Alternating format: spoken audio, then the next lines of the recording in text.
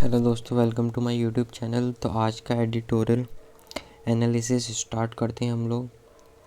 आज है 6 जनवरी और 6 जनवरी का एडिटोरियल एनालिसिस हम लोग स्टार्ट करते हैं। तो हम सिर्फ एनालिसिस देखने वाले हैं, हम लाइन बाय लाइन मीनिंग नहीं देखने वाले, क्योंकि उसमें बहुत टाइम लग जाता है और वीडियो लंबी हो जाती है।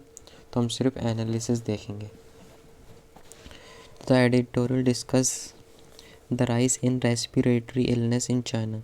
तो इस एडिटोरियल में बताया गया है कि चाइना में जो सांस से संबंधित, रेस्पिरेटरी मतलब सांस से संबंधित जो समस्याएं हैं उसके बारे में डिस्कस किया गया, specially among children and the elder. Specially किन में? बच्चों में और बूढ़ों में। Due to viruses like the human metapneumovirus. किसके कारण? HMPV के कारण, और इन्फ्लुएंजा और RSV के कारण। It point outs that the surge is normal.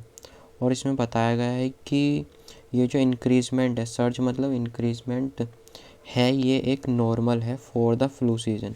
Flu season में होने वाला ये इंक्रीमेंट मतलब जो इंक्रीजमेंट हुआ है नॉर्मल है। इज़ नॉट एज अलार्मिंग, इतना ख़तरनाक नहीं है, as portrait by some Indian media, जैसे कि इसे इंडियन मीडिया में पोर्ट्रेट करा जा रहा है कि इतना ख़तरनाक वायरस है। इतना ख़तरनाक नहीं है। ऑफिसर्स से the situation is under control. जो अधिकारी हैं उन्होंने कहा है कि सिचुएशन अंडर कंट्रोल है। And the number of cases in 2024 may be lower than 2023। और जो 2024 में केस हैं वो तो 2023 से भी कम हैं।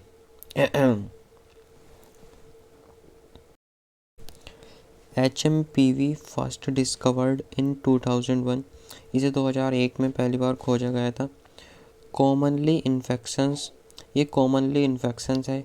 चिल्ड्रन अंडर 5 ईयर्स ओल्ड, जो 5 वर्ष से नीचे के बच्चे हैं। Causing mild to severe respiratory illness, उन्हें थोड़ी से लेकर और गंभीर तक जो है सांस संबंधी समस्या हो सकती है। Although the virus is not new, यद्यपि ये वायरस नया नहीं है। The increased number of cases in China reflects better surveillance and testing. The number of cases in China reflects, जो नंबर ऑफ केसेस बढ़े हैं वो किस कारण से बढ़े हैं? जो बेटर सर्विलेंस और टेस्टिंग चाइना में चल रही है, यानी कि जो बेटर टेस्टिंग सिस्टम है उसके कारण। अनलाइक इन इंडिया वेयर, और इंडिया की तरह नहीं जहां affordable and widely available diagnostic tools for HMPV are lacking. जहां इंडिया में क्या है कि अफोर्डेबल और वाइडली जो अवेलेबल डायग्नोसिस सिस्टम है यानी कि टूल्स हैं वो इंडिया में नहीं है। India is now expanding its testing network due to situation in China. India क्या कर रहा है? अपने टेस्टिंग नेटवर्क को बढ़ा रहा है चाइना में सिचुएशन को देखते हुए। The editorial emphasizes the need for India to improve its diagnostic infrastructure. Editorial में जोर दिया गया है कि इंडिया को अपने जो डायग्नोस्टिक्स इंफ्रास्ट्रक्चर है उसको इंक्रीज़ करने की ज़रूरत है। And create a regulatory system for quick approving test during outbreaks. और एक नियमित सिस्टम बनाने की ज़रूरत है ताकि ऐसे जो आउटब्रेक्स का मतलब ऐसे महामारी के समय, एपिडेमिक के समय हम टेस्टिंग आसानी से कर सकें। This would help in better monitoring and managing disease like HMPV। ये इंडिया को हेल्प करेगा बेटर मॉनिटर करने में और मैनेज करने में HMPV जैसी डिसीज़ को। तो ये था एनालिसिस। हम इसकी वोकेबलरी देख लेते हैं। एक्यूट का मतलब क्या होता है? तीव्र, बहुत ही ज़्यादा, सीवियर और सडन। रेस्पिरेटरी मतलब होता है श्वसन, यानी कि रिलेटेड टू ब्रीथिंग, सांस लेने से संबंधित। सिनोनिम्स क्या हो जाएगा? Pulmonary, ventilatory, breath related. Viruses का मतलब क्या होता है? सूक्ष्म संक्रामक agent, tiny infectious agents, microorganism. Metapneumovirus मतलब ए टाइप ऑफ वायरस, एक वायरस का प्रकार है। इन्फ्लुएंजा का मतलब क्या होता है, एक फ्लू है। इन्फ्लुएंजा मतलब फ्लू।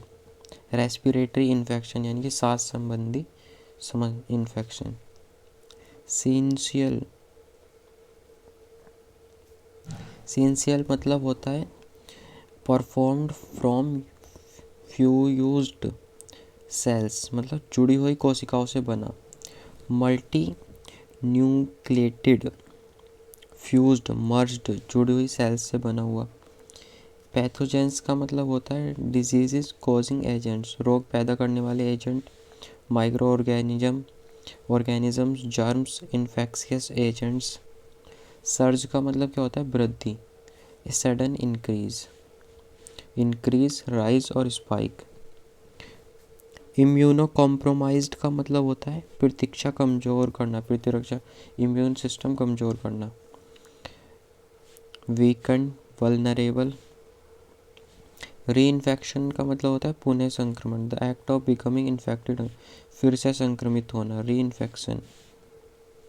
एजीज का मतलब होता है प्रोटेक्शन और स्पॉन्सरशिप। रेगुलेटरी का मतलब होता है रिलेटेड टू रूल्स और रेगुलेशंस। फ्रेमवर्क का मतलब होता है ए स्ट्रक्चर और सिस्टम, एक स्ट्रक्चर। नोबल का मतलब होता है न्यू और unusual, new, original, innovative. Outbreaks का मतलब होता है sudden occurrence of A disease, अचानक बीमारी का प्रकोप। Epidemics, outbreaks, explosion. तो हमने एनालिसिस देख लिया। अब कुछ पॉइंट्स देख लेते हैं करंट अफेयर्स के लिए, क्या इम्पोर्टेंट पॉइंट्स हो सकते हैं।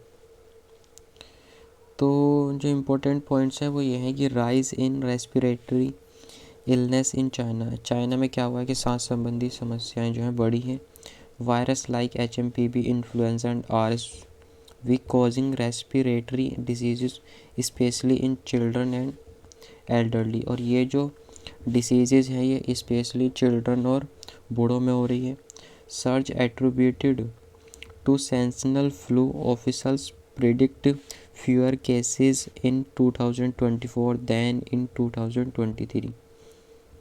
जो वृद्धि हुई है वो सीजनल फ्लू के कारण हुई है। ऑफिसर्स ने बताया है कि ये 2024 से में जो वृद्धि हुई वो 2023 के मुकाबले कम है। तो HMPV जो डिस्कवर्ड किया गया था 2001 में किया गया था, affects children under 5, elderly and immuno compromise individual. ये चिल्ड्रन को इफ़ेक्ट करता है और उनके इम्यून सिस्टम को कमज़ोर करता है। Causes mild to severe respiratory illness, उनमें हल्के से गंभीर बीमारी पैदा करता है जिसके कारण फैटिलिटी रेट कितना है 1%, यानी मृत्यु दर 1% है children under 5। China has robust testing, China के पास बहुत ही मजबूत टेस्टिंग सिस्टम है। इंडिया लैक्स अफोर्डेबल, जबकि इंडिया के पास कमी है affordable and accessible diagnostic test की। जो टेस्ट डायग्नोस करने वाला सिस्टम है उसकी इंडिया के पास कमी है। India is expanding its testing network in response to China's rising case. और इंडिया जो है अपने जो टेस्टिंग नेटवर्क है उसको इंक्रीज़ कर रहा है चाइना की सिचुएशन को देखते हुए। तो need for better infrastructure in India को क्या चाहिए, बेटर इंफ्रास्ट्रक्चर चाहिए ताकि वह ऐसी डिसीज़ से क्या कर सके, सामना कर सके। Emphasis on routine HMPV testing for acute respiratory illness, इसमें इस एडिटोरियल में जोर दिया गया है HMPV टेस्टिंग के इलनेस को लेकर। Regulatory framework required for rapid approval of diagnostic test during outbreaks, एक रेगुलेटरी नियमित सिस्टम की ज़रूरत है ऐसी एपिडेमिक्स के दौरान ताकि हम टेस्टिंग को और मजबूत बना सकें। तो ये था एडिटोरियल का एनालिसिस और इम्पोर्टेंट पॉइंट्स। तो थैंक यू फॉर वॉचिंग।